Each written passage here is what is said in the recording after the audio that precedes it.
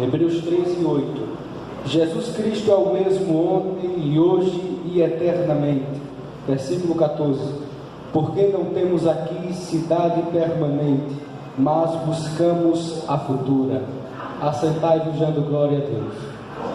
Quero neste momento externar todas as minhas possíveis palavras de agradecimento ao Senhor por mais este privilégio de estar mais uma vez em sua casa para o servir e o adorar. Agradecer também à irmã Miriam e ao Ícaro e a toda a coordenadoria e a direção do Betel pela confiança em mim depositada. Muito bem. Meus irmãos, existe um grande ponto de interrogação, uma grande dúvida quando se trata do livro aos Hebreus.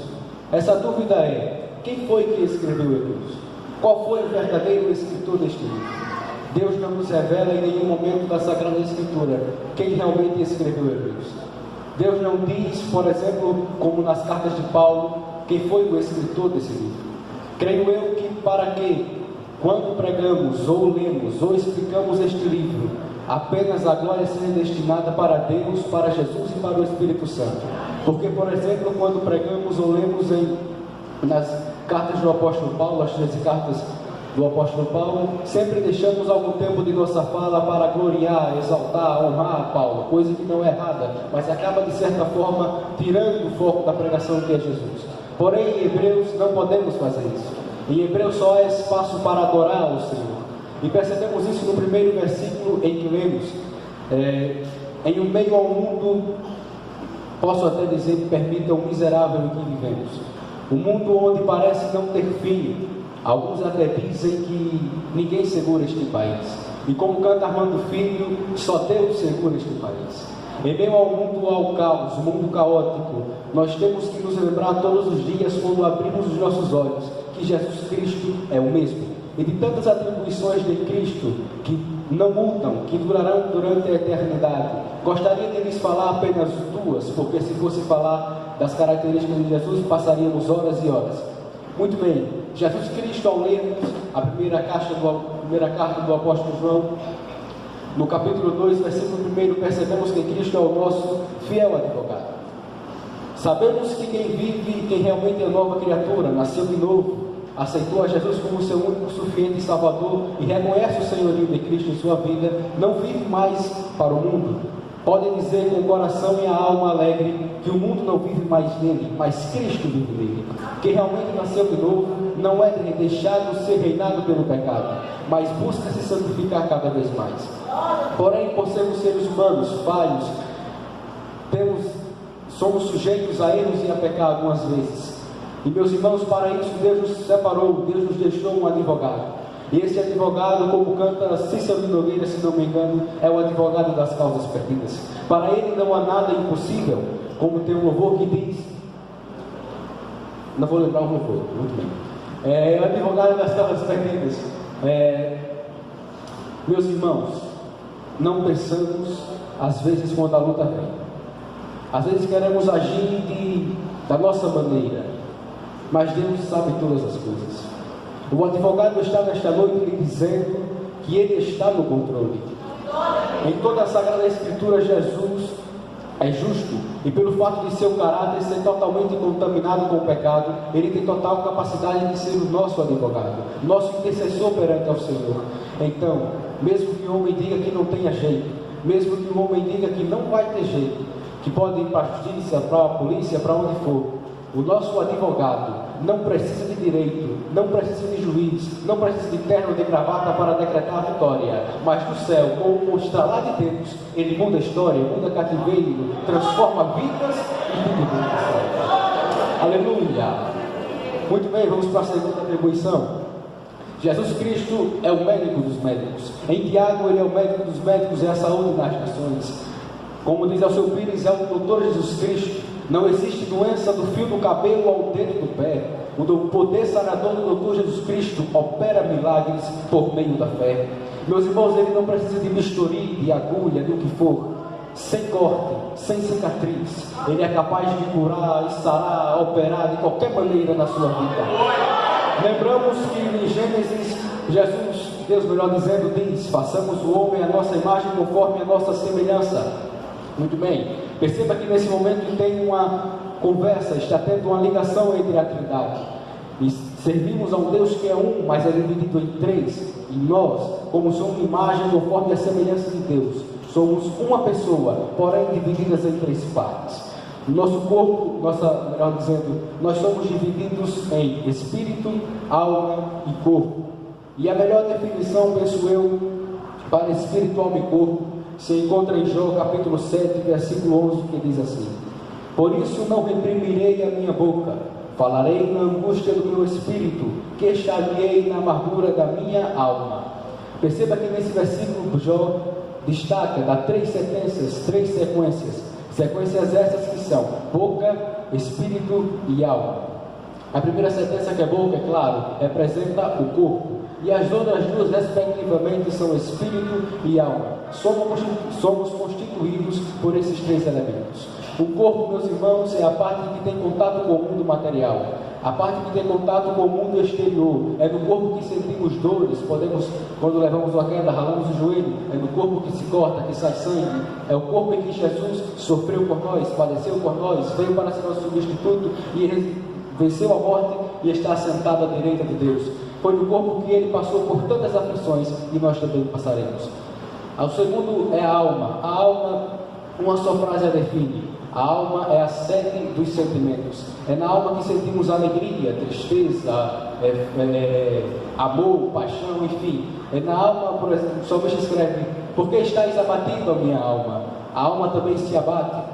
A alma é onde os sentimentos reinam, é a sede dos sentimentos do nosso corpo. E o terceiro elemento, não o último, mas não menos importante, é o espírito. Costumo dizer que o espírito é como se fosse um termômetro que está para medir a nossa relação ou com o céu ou com o mundo. Se somos crentes, salvos em Jesus, cremos no sacrifício de Cristo, o nosso espírito cada vez mais se aproximará de Deus. Porém, se estamos no mundo e o nosso espírito não se aproxima tanto do Senhor, ele tende a cada vez mais ser dominado pela carne, ser dominado pelo primeiro elemento que falei, o corpo, e somente o pecado. Muito bem, falei tudo isso. Irmão, você está falando que o doutor agora pulou para corpo, alma e espírito? Não entendi nada. Deixa eu explicar. A medicina, por mais sábia que seja, os médicos, se juntar todos os médicos do mundo juntos em uma só sala, eles não conseguem curar a alma, o espírito e o corpo. Porém, Jesus, esse cura a alma, o espírito e o corpo. Em Atos capítulo 3 está um grande exemplo. O coxo da Porta Formosa, a partir do momento que Jesus cura aquele coxo, a Bíblia diz que os pés deles e os seus tornozelos se firmaram no chão, ou seja, ele estava fisicamente curado. Por isso ele andou. Jesus curou o corpo. Ele saltou de alegria. Perceba, alegria é o que? Sentimento. O sentimento está onde? Na alma. Jesus curou a alma do coxo. O espírito dele estava naquele momento totalmente ligado com o céu. Por isso a Bíblia diz que ele entrou no templo saltando, louvando e adorando o nome do Senhor. Jesus Cristo curou no passado, opera no presente e continuará o mesmo eternamente. Meu irmão, se a medicina diz que não tem jeito, se a medicina diz que não vai dar certo, eu vim lhe dizer nesta noite que o médico dos médicos, o Senhor dos senhores, tem consulta com você nesta noite. Não precisa pagar, não precisa dinheiro, o preço já foi pago, como Pedro escreveu em sua primeira epístola, capítulo 1, versículo 18 e 19. O preço já está tudo pago, está consumado, a consulta é gratuita, aleluia. Ele faz do jeito que ele quer. Se a medicina disse que não deu, mas Jesus está dizendo que vai dar nesta noite. Quantos creem nessa palavra em nome de Jesus? Vamos caminhando já para o final. Hebreus, versículo 14, o último versículo em que lemos. Meus irmãos, quero lhes falar uma coisa que todos já sabem. Uma coisa que todos, por demais, já ouviram desde crianças. Jesus está voltando. Jesus está às portas. Jesus está somente esperando a ordem de Deus para vir buscar a sua noiva. Não somos daqui, não pertencemos a este mundo. Como diz o hino 36 da harpa cristã, da linda pátria estou bem longe. A nossa pátria é no céu, é a nova Jerusalém. Não é essa. E um dia a trombeta soará aqueles que estiverem firmes na promessa, esperando a volta de Jesus, subirão, cearão com o Pai e passarão toda a eternidade com Ele. Meus irmãos, não somos daqui. Devemos fazer como o profeta Isaías escreve em seu livro, no capítulo 30, versículo 21. Não podemos nos desviarmos nem para a esquerda, nem para a esquerda, nem para a direita, mas continuar no caminho. O caminho é Cristo, aguardando a promessa se cumprir. Assim como a descida do Espírito Santo foi uma promessa feita por Deus, é feita por Jesus, se cumpriu. O Espírito estava esperando, os irmãos orando, esperando a ordem de Deus: vai Espírito, batiza eles. Da mesma forma, Jesus está esperando o Pai dizer: vai meu filho, vai buscar a minha igreja, vai buscar a minha noiva, vai buscar aquele que sofreu as lutas por causa do meu nome. E meus irmãos, assim como um atleta de tiro ao alvo não tira, eu estava assistindo esses dias, eu achei tão interessante que o rapaz, ele não tirava a mira do alvo. Ele pensava pássaros, era um programa lá e tinha vários obstáculos, mas a mira estava posta no alvo.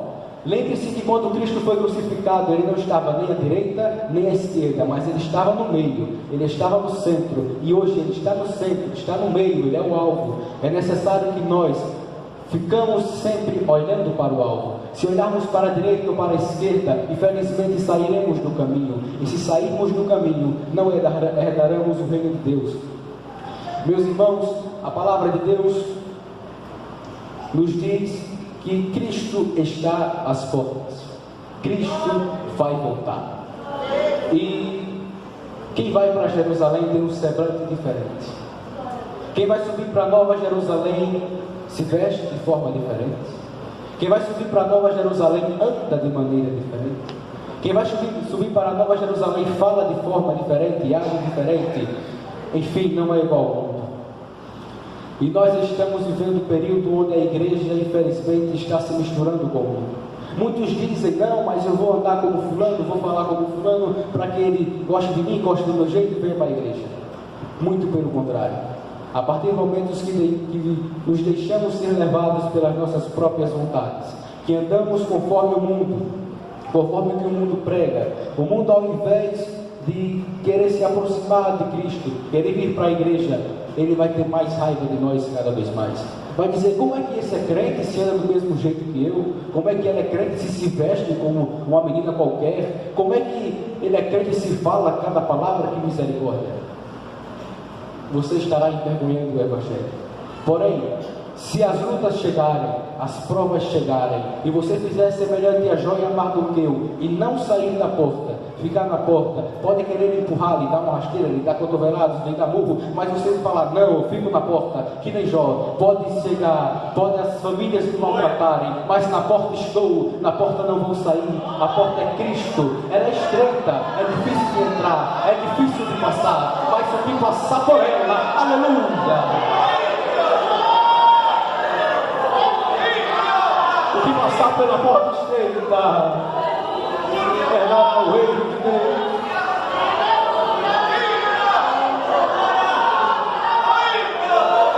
Nós não merecemos, meus irmãos,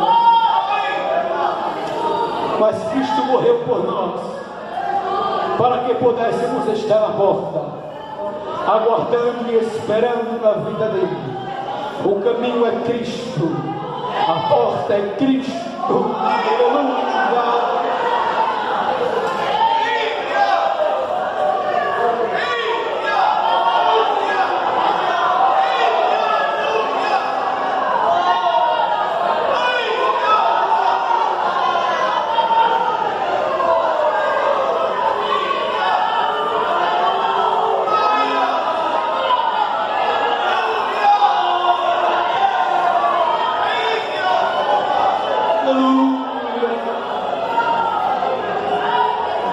Não é fácil, meus irmãos. A tribulação chega, eu sei. Mas lembre-se do que Paulo escreveu. Porque nossa leve e momentânea tribulação está produzindo para nós um peso de uma glória tão excelente. Lembre-se que Paulo escreve que a tribulação é momentânea. Não vai durar para todo sempre. Vai chegar um tempo que a tribulação vai acabar. Lembre-se também que logo após ele disse que ela é leve.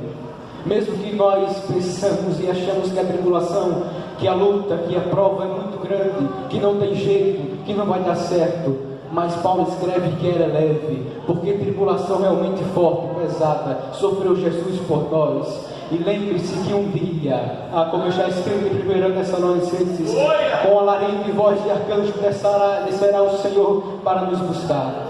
E a tribulação leve e momentânea vai se acabar. E se juntarmos essa tribulação, se juntarmos essas lutas, todas elas juntas, elas não podem nem sequer igualar a glória que nos esperam lá no céu. Então, meus irmãos, continuemos fiéis, firmes e constantes no Evangelho. Não podemos, não fazemos e nada somos, mas servimos a um Deus que tudo pode, que tudo faz, e é o grande eu sou. Aleluia! Ele pode todas as coisas, Ele faz todas as coisas. E para resumir e terminar tudo que eu falei, Jesus Cristo é o mesmo ontem, hoje e eternamente. Ele salva, Ele batiza, Ele liberta, Ele transforma e Ele muda a tua história. Em breve voltará.